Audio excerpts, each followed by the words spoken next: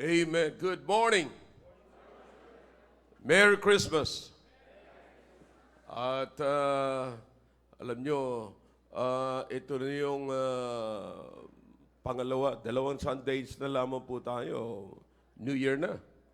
Oh, matindi talagang bilis ng panahon, mga kapatid. Pero salamat sa Panginoon na natagpuan natin ating sarili ay tayo po ay nasa bahay-sambahan ng Panginoon. Okay? All right. At why don't you just turn around, say Merry Christmas sa mga katabi ninyo.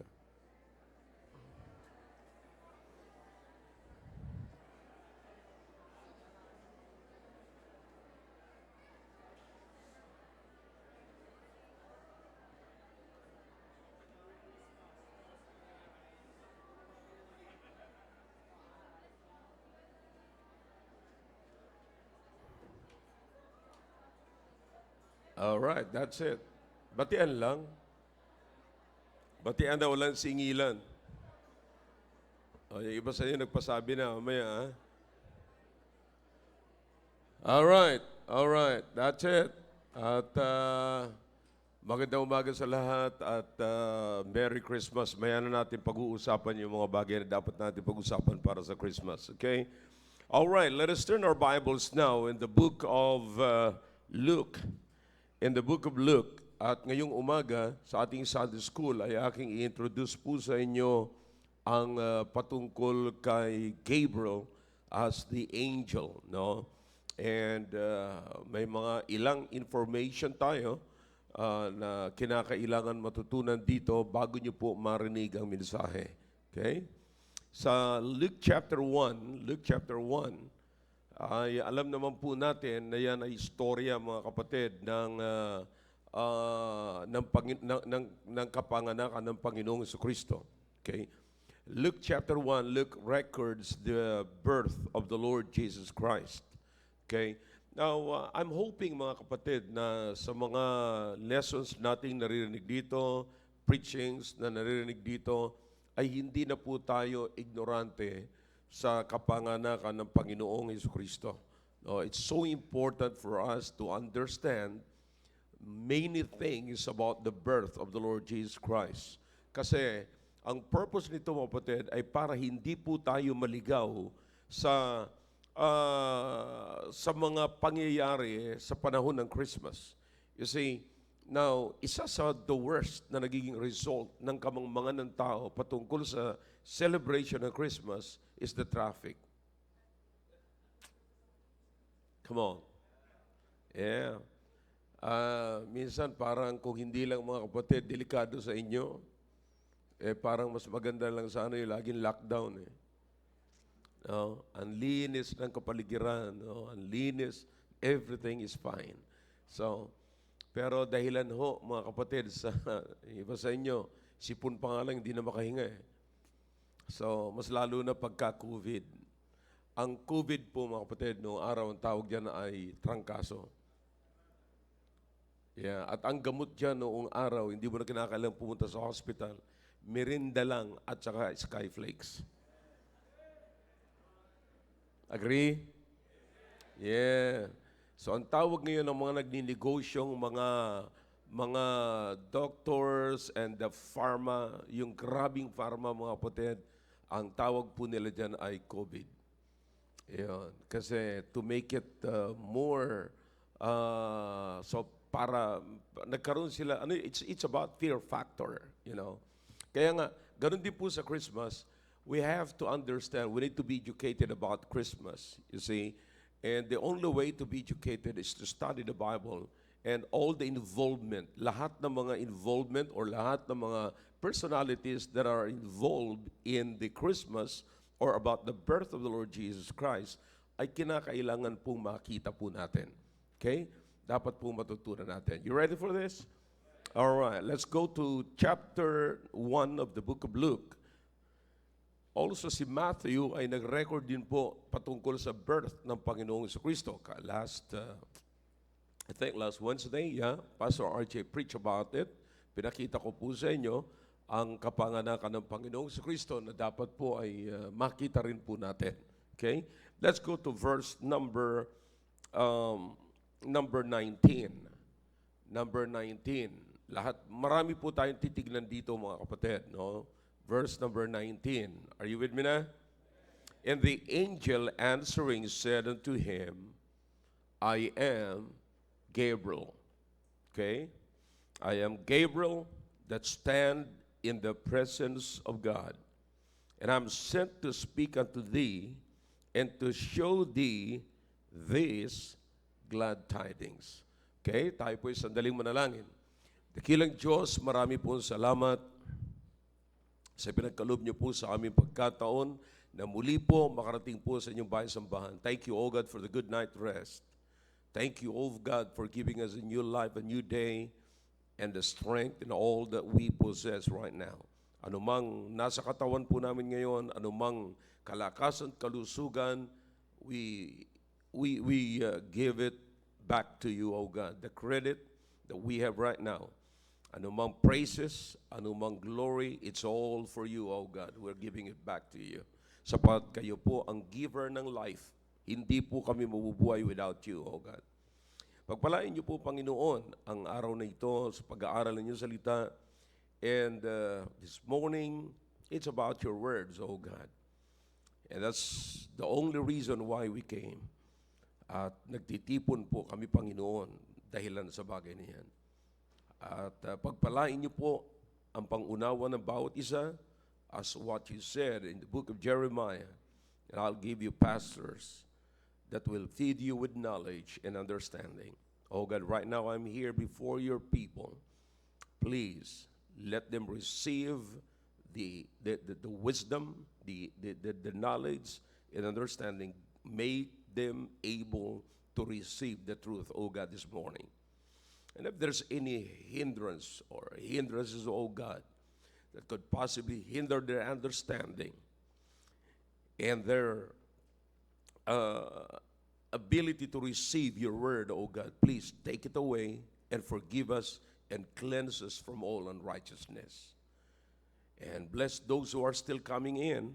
Ingatan niyo po sila na makasama po namin sila sa umaga pong ito. Ito po ang aming dalangin at pasasalamat sa pangalan po ni Jesus. Amen. All right, thank you. You may be seated in the presence of our God. Okay, you ready for the Word of God? Amen. At yan po ang dahilan kung bakit nandito po tayo, na dapat maunawaan po natin ang mabuti ang salita ng Diyos. Okay? Now, if everybody is ready now, nais ko pong sabihin po sa inyo na ang aralin na ito ay patungkol po sa angel. There are so many passages in the Bible na ang angels, is everybody ready?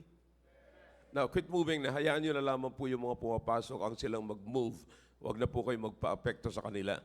Kasi ako po, habang nagsasalita rito, gusto ko po na dito kayo nakafocus and I don't want you to miss anything, especially the great truth. No? Kasi bilang pastor, alam nyo naman po, pastor nyo ako, and I've been in so many churches, mga kapatid, and I've talked to many Christians. And, ako po'y nalulungkot na pag nakakausap ako ng Kristiyano na nagpapakilala sa akin, matagal na silang Kristiyano, pero it seems like mangmang pa sila ang salita ng Diyos. No? Ignorante sila ang salita ng Diyos. Sapagkat ang konsepto lamang nila, kaisipan nila, ay nasimbahan na sila na matagal, at ang tawag nila doon ay faithfulness sa Diyos. You cannot be faithful to God without the Word of God. Ang sinasabi pong faithful is full of faith. Then paano ka magkakaroon ng full of faith if you're not hearing the Word of God? Because faith cometh by and hearing by. That's it. Very simple. Kung walang Word of God, paano ka magiging faithful? See? Are you with me? So kaya nga po mahalaga na maunawaan natin ang salita ng Diyos. So ilagay po natin sa isipan natin na ang salita ng Diyos ay napakahalaga. Okay? All right. So I hope this is clear, brethren. Okay? Amen. Is everybody ready? Amen. All right. Here's the thing here. Sabi ko sa inyo kanina, especially in the book of Nehemiah chapter 9, verse number 6, actually there are so many passages about the Bible that the Bible is telling us about that the angels are created beings. You Bible students, and dapat alam niyo yan, no? Kayo mga Bible student, Bible college students. Okay? So angels are created beings. Sinasabi po sa book of Nehemiah, lahat ng nasa langit, lahat ng host sa langit ay created ng Diyos. Okay? In the book of Psalms, I think 148, something like that, or 138, nagpapahayag po yun na ang mga host sa langit ay created ng Diyos. Wala naman pong isa sa mga host sa langit ay ang angels. Okay? And then the Bible says that man is was created by God a little lower than the angels.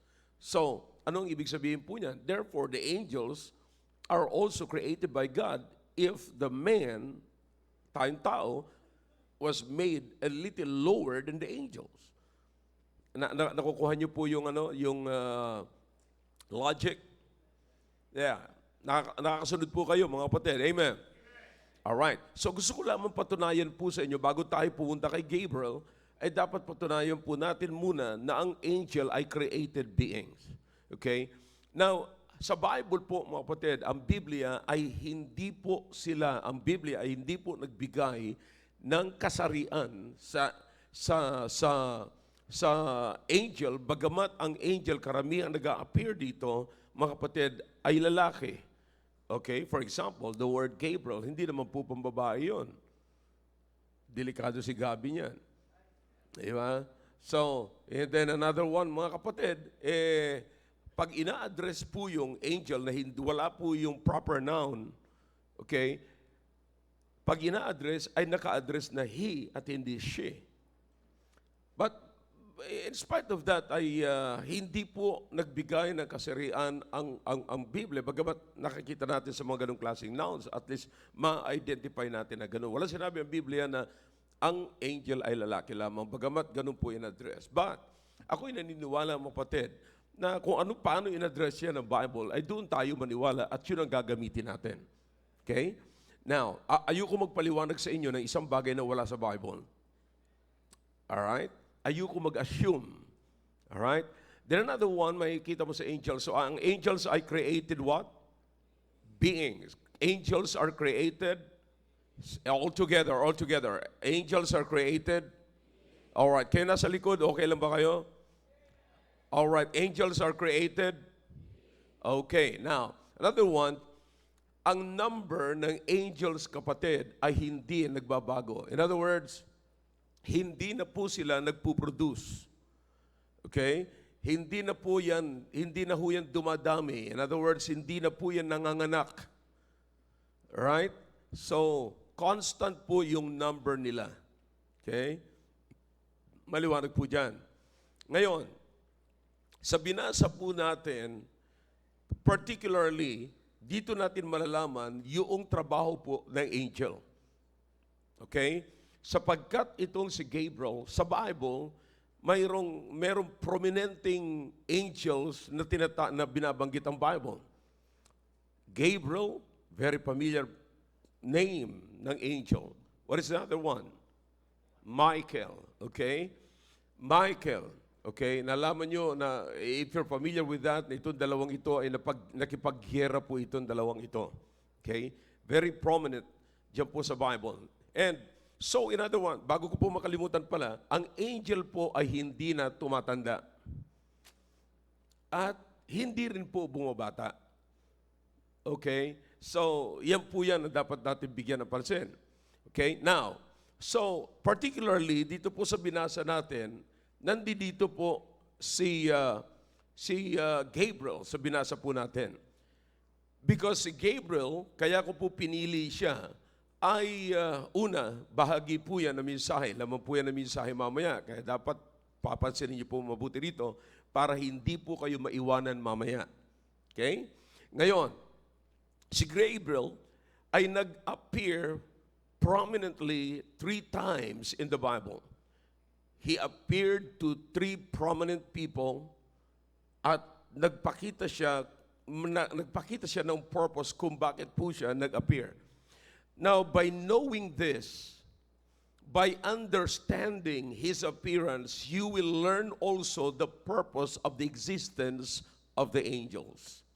Did you get that? Yeah, mahalaga po yan. Kasi marami pong naliligaw na mga nagsasabing, ako, meron akong guardian angel, ako, meron akong ganito, ganyan. Listen, if Jesus will never leave us nor forsake us, bakit kailangan pa natin ng angel? That is really the purpose of the angels. Kasi kaya tayo nakakapagsalita ng ganyan, may mga nakagisnan tayong katuruan na hindi na niliwanag sa atin. Nakukuha niyo po? Alright. So siguro, yung ilan sa inyo rito, ganyan pa ang paniwala. Okay? So sana maunawaan nating mabuti kung bakit hindi na natin kailangan at bakit ano ang purpose ng angels, sa buhay po natin. Or sa appearance. Every time the angel appears, then ano ang purpose? Okay? Alright. So, bago po natin liwanagin dito sa appearance niya kay Zacarias, pumunta po muna tayo sa Book of Daniel. Alright? Book of Daniel. Ang Daniel ay bago sa aklat po ng Ezekiel. Okay? Are you with me na? Alright? Hosea, Ezekiel, Daniel, Hosea. Okay? Are you with me na? Chapter 8 of the book of Daniel. Look at verse number 16. O 15 muna para lamang maunawaan natin yung kwento, mga kapatid. Here's what the Bible says. And it came to pass, nandiyan na po kayo? Pag nakita nyo na yung Ezekiel, makikita nyo na po yung Daniel. Alright? Verse number 15, chapter 8 of the book of Daniel. Alright? And it came to pass when even I, Daniel. So, you know who is testifying here. Okay? Sino po ang nagsasalita rito, mga kapatid? Si Daniel. Okay? Ano sabi ni Daniel? Daniel, had seen the what? Vision. And what? Sought for the meaning. Okay? Now, sought for the meaning. In other words, all right, everybody look at this way. So si Daniel like to testify, and he saw a vision. But when Daniel saw a vision, hindi niya po gaanong maunawaan. And so the Bible says, he sought to understand the vision. In other words, gumawa siya ng paraan, naghahanap siya, he is seeking. Hinahanap niya kung ano ang ibig sabihin ng vision niya, yung nakita niya. Na ang ibig sabihin ng vision, mga kapatid, noong araw, iba yun sa sinatawag natin, ako may vision ako. In other words, ang ibig sabihin natin nun, may pangarap ako. You see, yung dream natin, tina-translate natin minsan or ginagamit natin yung salitang vision kaysa gamitin natin yung salitang dream. Sabihin natin, I have a dream. Pero yung iba naman, pag sinabing I have a dream, ang nasa isip niya panaginip, which is nightmare. You see, ang gulo, di ba? Yeah. So you have to understand that vision in a dream, maaaring magkaroon ng pareha sila ng paliwanag, but here is very specific because the word vision is used many times in the Bible at hindi po yan ginagamit ng secular most of the time. Ang secular people, they're using the word dream. I have a dream. You see, I have a dream. Sinasabi yan ganyan. But vision and dream in the Bible, especially in the Old Testament, ay halos magkaparehas po yan. Okay? Ngayon, so makikita po natin dito, yung vision niya, yung kanyang ipinapakita sa kanya ng Panginoon na hindi niya naunawaan. Okay? Now, meron siyang nakikita, mapatid, meron siyang, kumbaga sa pag ginamit mo yung mata mo, may naaninagan ka, mayroon kang nakikita, pero aninag lamang, hindi ka anong malinaw sa iyo. Are you getting the point? And so not until you get closely. Okay? Pagka malapit ka na, the more na magiging malinaw sa iyo lahat. So in this case, parang blurred ba? In other words, blurred. Okay? Ngayon, kinakailangan po na may magpaliwanag sa kanya, may magpakita sa kanya. You see, dapat natin unawain, saan nanggaling yung vision ni Daniel? Hindi po yan guni-guni niya, kundi pinapakita sa kanya ng Panginoon. Why is that? Because in the Old Testament, you should understand na ang Panginoon ay nagpapakita through vision. Kinakausap niya ang tao noong araw. There are so many ways na ang Panginoon nagpapakita at nagpaparamdam sa tao through visions. That's one. Okay? So, ganun ang sinasabi ni Daniel, nagkaroon siya ng vision, may pinapakita sa kanya ang Panginoon, pero hindi niya gaanong nauunawaan. Okay? So, kinakailangan na meron mag-interpret sa kanya. The Bible says here, the Bible used the word sought instead of prayer. But the meaning of that is the same. You see that? Yung pong implication, okay, parehas. When you sought something, you're praying something. That is in the Bible, mga kapatid. Okay? So,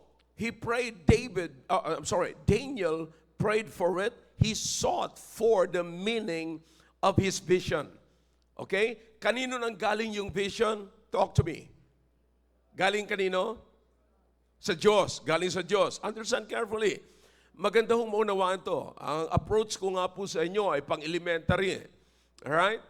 Now, I hope kayong mga Bible College students dito ay nauunawaan nyo ito.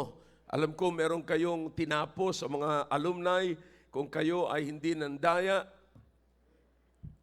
Alam niyo yung Doctrine of Angels. Okay?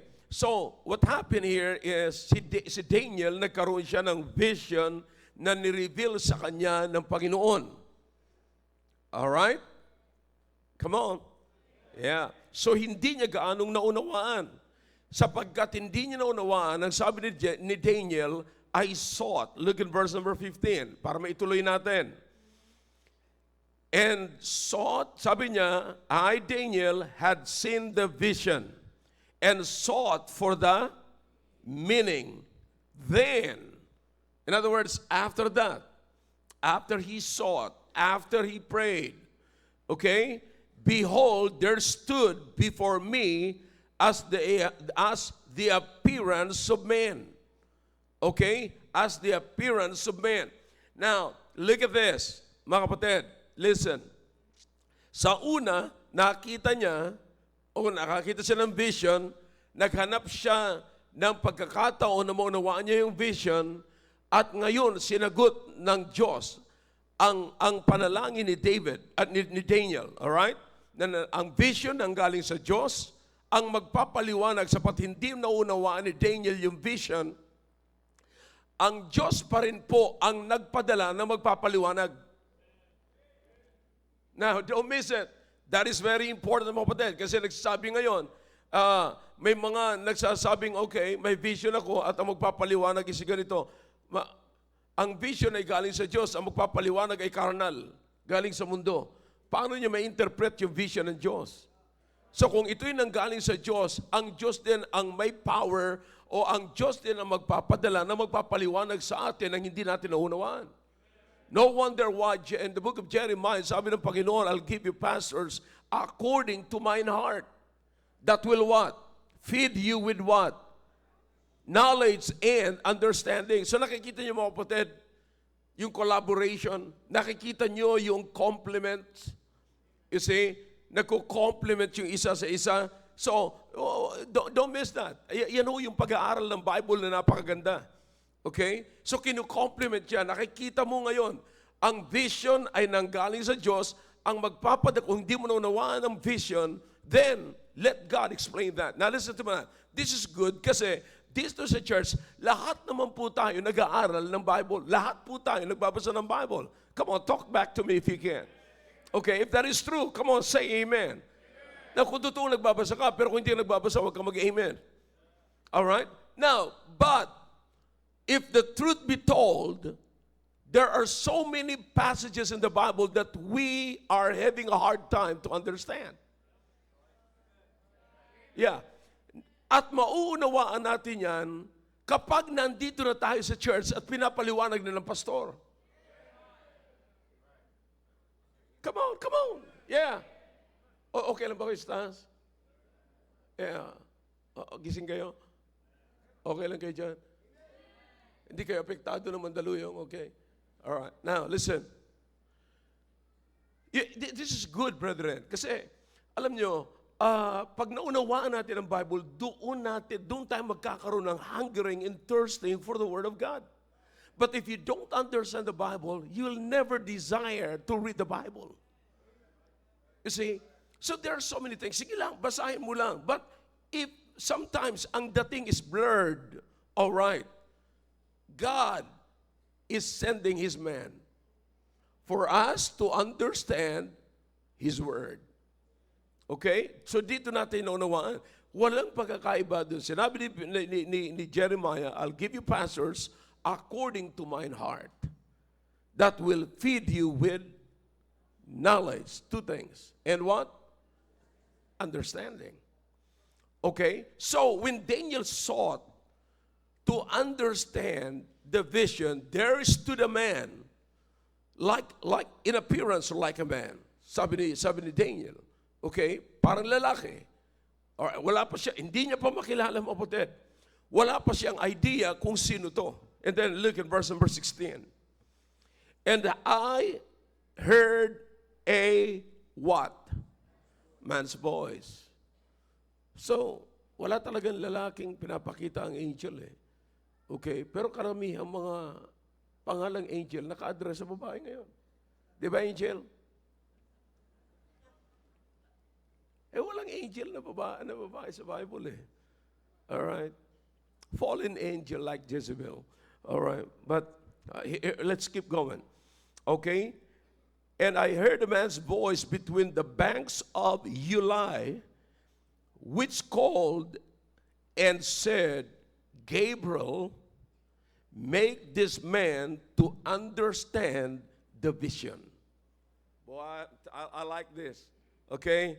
Maganda ito mga kapatid. Makikita na natin dito ngayon kung ano ang purpose ng angel. Kung ano ang trabaho ng angel. Okay? Now, here's a story. Si Daniel, binigyan ng vision ng Panginoon. But he can't get it clearly. Okay? Hindi gaanong maliwanag sa kanya yung vision ng Panginoon. So, anong ginawa ni Daniel? He prayed for it. So, in answer to Daniel's prayer, nagpadala siya ng angel. Why is that? Because angels literally is the messenger of God. Okay? That's the angel. Okay? Now, so makikita natin, mga kapatid, sa binasa po natin dito, na para maunawaan ni Daniel ang vision ng galing sa Diyos, sa ating kapanahunan, ang salita ng Diyos, noong araw nagpapadala ang Diyos ng vision para i-reveal ang kanyang sarili. But now we have the Bible, the complete revelation of God to men. And if you don't understand it, if it is blurred, still blurred sa inyong pangunawa, God sent His man, His messenger to give you understanding. Is it clear? Boy, I'm telling you, napakaganda ng kapatid ng aralin na ito. So, kaya ako sinasabi sa inyo ito para maging practical po tayo mga kapatid. Hindi yung pati angel, paiiralin natin ang emotion. Na pagka, mabuti lang, ay naku, talagang iningatan ako ng aking angel. You see that? So, mga kapatid, masyado tayong nadadala ng ating emotion sapagkat, alam niyo kung bakit napakadelikado ang emotion, mga kapatid? At yan ang ginagamit ng diablo. Sapagkat hindi natin nakikita ang sinasamba nating Diyos. So, ngayon, sapagkat hindi natin nakikita ang sinasamba natin ng Diyos, meron ang diablong ipapadalang feelings sa atin. And that is emotion. So kaya pagka wala tayong nararamdaman, hindi tayo seryoso sa ating pananampalataya. Pero kung tutusin, pwede ka nang manampalataya kahit wala kang nakikita. You see? So emotion is based on feelings and not on conviction.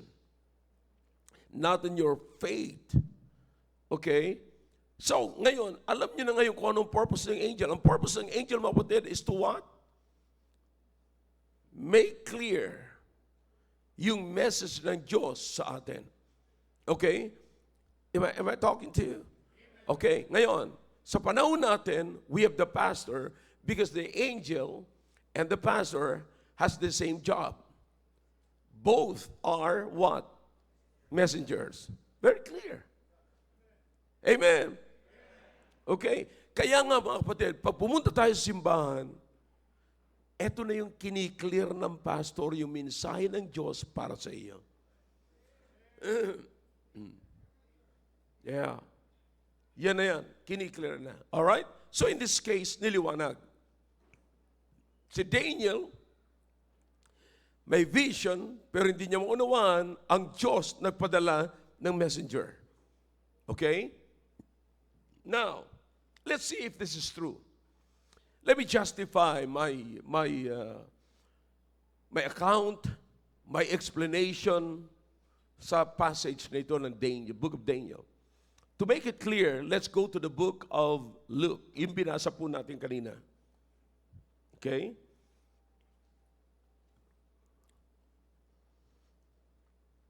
All right. You know the story, mga kapatid. Alam niyo yung kwento ni Zacarias at saka ng kanyang wife na si Elizabeth. You remember? Okay, ano problema nila? Si Elizabeth ay what? And then si Zachariah was, the Bible says, stricken of age. In other words, siya na ay matanda. Actually, parehas na po sila matanda. Okay? Maliban sa barren, matanda pa. Okay?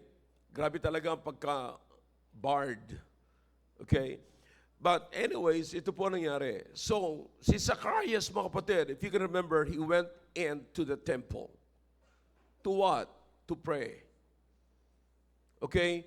And the Bible says, God answers his prayer. Sa paano po ang maraan? Gabriel. So, you will know this, mga kapatid, nang sabi ng Biblia, in verse number 13, sabi ng Biblia, but the angel said unto him, fear not, Zacharias, for thy, are you with me? Luke chapter 1 na po tayo. For thy is what? Alright. So, what we have here, kapatid, is the same event happened with Daniel. Okay? Same lang. Kung anong nangyari kay Daniel, ganun din yung nangyari kay, come on, talk to me if you can. Are you learning? Zacarias. So, answer to prayer. Okay? Now, so makikita natin, si Zacarias, si Gabriel, nag-appear sa kanya si Gabriel, okay? Two different people, nag-appear ang isang angel sa dalawang magkaibang tao with the same purpose. Upang ano? Liwanagin ang hindi nila naiintindihan. Anong hindi naiintindihan dito ni Zacarias? Nung binalita sa kanya ni Gabriel na yung panalangin mo, sinagot na. Okay? Anong ibig sabihin? Yung asawa mong barren ay manganganak na, magdadalang tao na. Anong sabi ngayon ni Zacarias? Huh? What? Yeah, yan ang ibig sabihin ng whereby. How? Paano? So, yan po yan parang may pagkagulat, may pagtataka. In other words, meron siyang unbelief. Okay? Paano? So, hindi maliwanag sa kanya. May balita na po sa kanya, pero hindi maliwanag sa kanya. Nananalangin siya, nung sinagot siya, yung panalangin niya, I'm telling you, this is exciting. Sinagot yung panalangin niya, hindi maintindihan ni Zacarias yung kasagutan ng Diyos sa panalangin niya. I don't know about you, mga kapatid. Meron ba kayong ganyan? Encounter sa buhay nyo? Nananalangin kayo na sinagot ng Diyos yung panalangin ninyo, hindi nyo naman maintindihan yung kasagutan.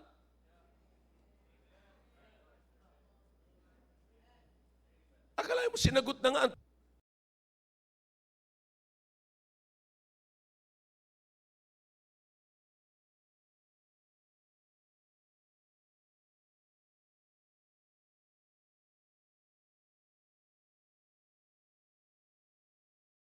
To make everything clear.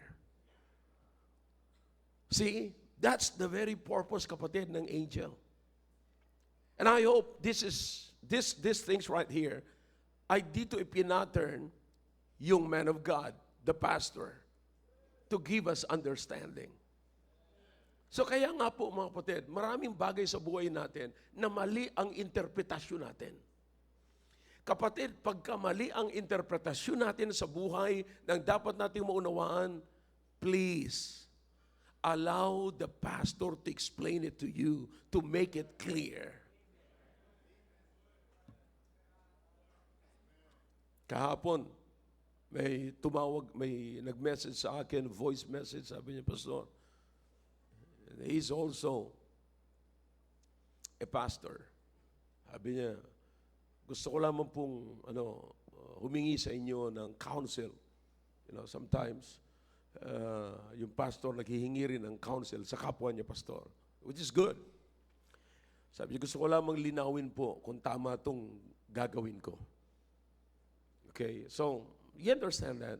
It's so important, kapatid. Kasi, eto nga, lagi ko sinasabi. Alright? I hope you're ready for this. Sa programa, naririnig nyo na po ito. Sinasabi ko lagi, pag may mali kang interpretasyon, pangunawa sa kayamanan, may mali ka ng pangunawa sa kasiyahan. Kasi karamihang tao masaya pagka siya'y mayaman. Ang tanong ko, alin yung tinuturing mong yaman? See, alin yung kinukonsider mo sa buhay mo na yan ay isang kayamanan? Kung mali ang tinuturing mong kayamanan, mali rin ang tinuturing mong kasiyahan. Nanawaan niyo po? So, importante po yan. Kaya kinakailangan po natin ng pangunawa, ng maayos na pangunawa sa pamamagitan ng man of God. Alright? I hope nakukuha niyo po, mga kapatid. So in this case, mga kapatid, may blurred din na paniniwala si Zacarias. But listen, what happened now? Si Zacarias din po ay nagkaroon ng kaisipan na, how can things happen? Okay? So sabi ng si Daniel sa kanya, okay, ganito ang gagawin. Sabi sa kanya ni Gabriel, eto ang gagawin ko. Eto ang ibig sabihin niyan. Okay?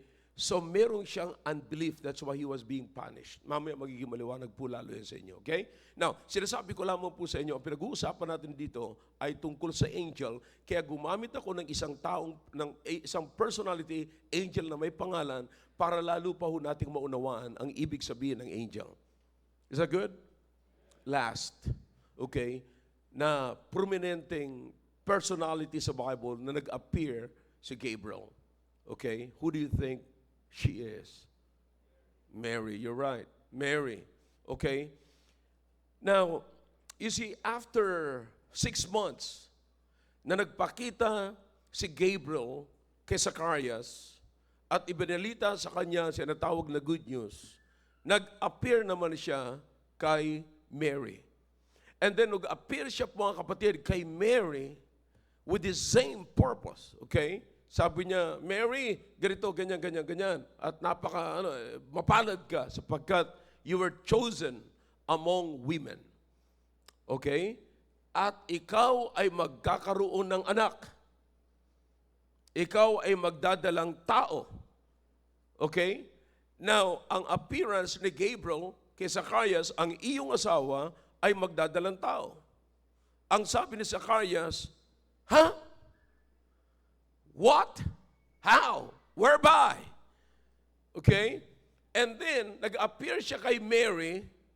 Sabi niya, Mary, mapalad ka. Pinili ka ng Diyos sa lahat ng kababaihan. Mapalad ka. Okay? Bakit? Sa iyo ipapanganak ang isang Messiah. Ang sagot ni Mary, ha? Paano mangyayari ito? So the same. Alright? And then, so what the Bible says is, again, pinaliwanag ni Gabriel ang hindi nauunawaan ni Mary. So you just see the purpose, mga kapatid? You see, so sana maunawaan po natin ang mabuti ito para hindi po tayo maliligaw sa mga appearances ng angels at particularly hindi po sa mga particular people, like what I've said. No, these are the only prominent people na binanggit sa Biblia na si Gabriel ay nag-appeared. Okay? Now, kaya sinasabi ko po sa inyo, with a purpose. With purpose, kapatid. Hindi yung bara-bara, hindi yung katulad ng paliwala natin o paliwala maraming mga tao, kunyari Kristiyano, na okay, ganito, alam mo may guardian angel tayo, merong ganito, ganyan. No, that's not in the Bible, mga kapatid. You should understand kung kailan at bakit nag-a-appear ang angel. Okay? Now, very proud tayo. Pambira. Buti lang ako, may angel ako, nag-appear sa akin ang angel. Okay, pero pag inunawa mo kung anong purpose ng angel, nakakahiya yung pagbanggit mo. Di ba? Very proud ka. Alam mo, buti lang may angel ako. Buti lang may ganito, ganyan. Pero pag inunawa mo, bakit nag-appear ang angel? Para ipaliwanag yung hindi mo naunawaan. So in other words, nung kinausap ka ng Diyos, hindi mo pa rin naunawaan, kinakailangan mo pa ng katulong para maunawaan mo. Hindi ba mas maganda yung naniwala ka, naunawaan mo na kaagad, kaysa kailangan mo pa na magpapaliwanag, mag-interpret pa sa iyo? Come on. Yeah. So, bagamat alin man sa dalawa ay hindi mali, sapagkat binibigyan naman ng Panginoon ng pagkakataon ng bawat isa na maunawaan niya talaga ang salita ng Diyos at makilala talaga nila ang Diyos. You see, God by all means, kapatid, is revealing Himself to us. Okay? Pag hindi natin siya naunawaan ng personal, pag nag-appear siya, kapatid, alright, He will send His angel, a messenger, for us to understand His purpose in our life. You see? So imagine, in the lives of many young people today, paano nila maunawaan ang salita ng Diyos, kapatid, ng clear, talaga. With all this worldly things that keeps on bombarding their minds every day. Hindi lang isang beses, kapatid. Diba? Boom, boom, boom, boom. Yeah.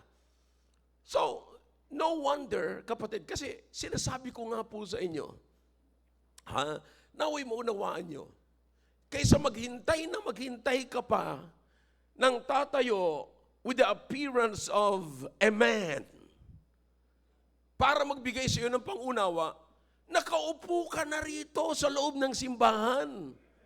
Makinig ka na lang at maniwala ka para mabago ang ating mga pag-uugali na inilagay ng dyablo sa atin. Now, we should understand, kapatid, aminin natin ang totoo, na kaya may mga makademonyong pag-uugali tayo, ay ang demonyo kasi ang naglagay niyan. Malutong ba yun? Pero totoo eh. Hinubog tayo ng dyablo sa labas. Kaya pagdating natin dito, katulad dito sinasabi ko ngayon, ikontra ka na naman uli. Kanino ka kakampi? Di ba? Sabihin, ako naman pinapatamaan, sino pa? Ikaw nga itong may ganyan eh. Mukha. Kapatid, wala nang ibang magbabago ng ugali natin. Hindi mababago ang ating pag-uugali not until na maging malinaw sa atin ang Diyos sa buhay natin. At wala nang ibang maglilinaw yan. Kapatid. I'm hoping na magkapatid tayo. Di naman kita tinatanggi. Pero kapatid, huwag mo nang hintayin na may mag-appear pa sa iyong Gabriel. Ang makikita mo lang dito ay si Gabi. Wala pa, late pa yon. Saan ka nakakita ang angel na late? Ang pinakamaganda at magpapatalsik ng evil spirit mo, yung salita ng Diyos naklarado sa iyo. See? Yun ang pinakamaganda. Wala nang ibang magpapatalsik. Kaya dapat maunawaan natin mabuti kung anong message, anong purpose ng angels. Okay, bakit hintayin mo pa si Gabriel kung mayroong nagdadala ng message ng Diyos sa buhay mo? Is that clear? Sabi niya, matindi ka si Gabriel, hindi nag-a-appear sa akin eh. Mabuti pa nag-appear siya kay Mary. Hindi ka naman si Maria. O dagdagan mo yung pangalan mo, Maria, Maria. See? So I'm saying, brethren, the Bible must be clear. I mean, dapat ang dating sa atin ng salita ng Diyos ay klarado. Kasi kung hindi klarado yan, walang magbabago ng buhay natin na hindi klarado. Maliwanag po?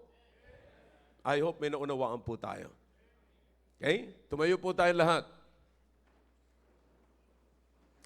Dakilang Diyos, marami po salamat sa narinig po namin ngayon. Pagpalain niyo po at nawa po ay maging maliwanag ang lahat ng ito sa buhay po ng bawat isa.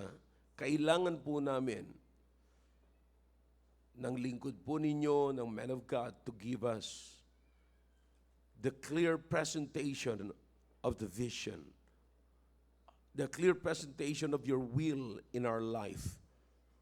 Salamat po, Panginoon. Pagpalain niyo po at lubos po na yung maunawaan ng inyong salita. Ito po ang aming dalangin sa pangalan po ni Jesus. Amen.